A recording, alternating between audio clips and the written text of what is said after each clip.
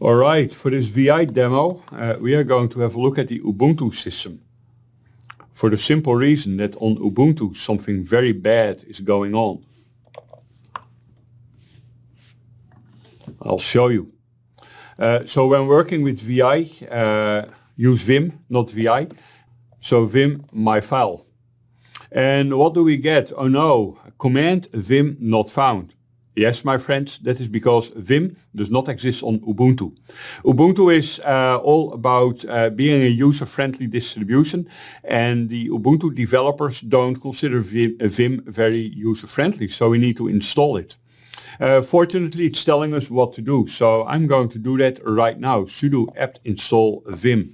Later in this course, you will learn about the apt package manager and how it is used to install packages. But every now and then, we can't avoid using it already. So here we are. I just installed Vim, so I can repeat Vim my file. And now I can start typing. Well, you think I'm typing hello world, and hey, suddenly I'm in insert mode. Why is that? Well, that's because I was typing hello. H, E, and L are not a command. O is a command in VI. O will bring you to input mode. In the input mode, I can start typing hello world. How are you doing? Can you get me coffee?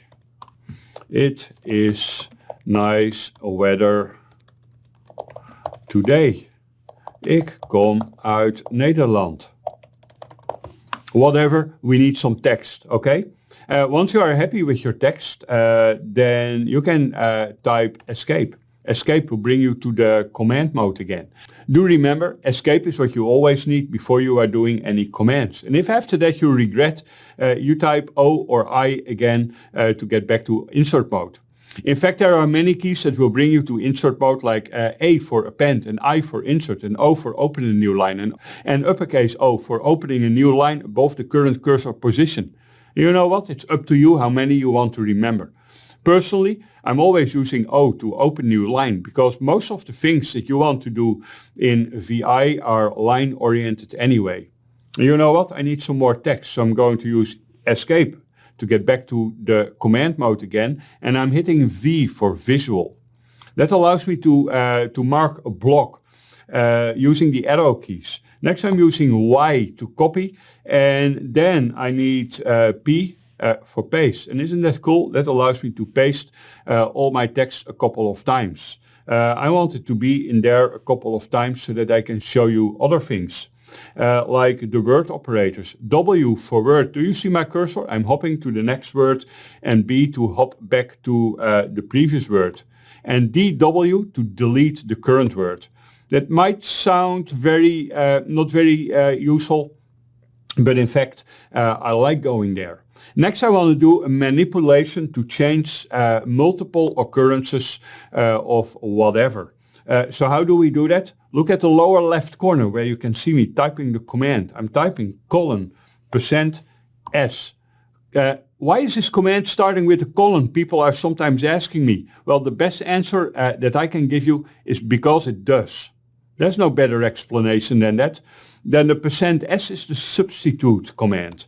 And if I'm going to substitute world for moon, then it will replace all occurrences of the text world with the text moon. And I'm making that a global substitute. Without the /G, it will only change the first occurrence on a line. I want all of them to be changed. So now we can see that all of them are changed. Now what else is useful? DD, for instance, to delete a line, and U to undo. And if I do U again, then I'm undoing the last manipulation. Now you can see that all these lines are reading hello world again. So what else shall I show you? I think we have seen a lot already. So let's get back. Let me use escape. And no, one more thing. I'm using I to open a new line. Do not forget to use Vim Tutor. I want you to use Vim Tutor. Why do I want you to use Vim Tutor? Because it's awesome.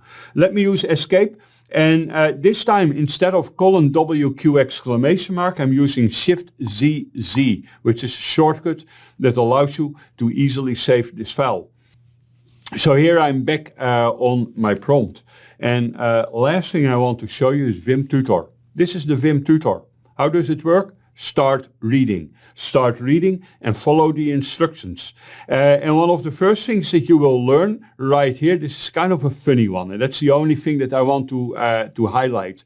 That's about cursor manipulation. You know, the thing is that nowadays all keyboards have arrow keys.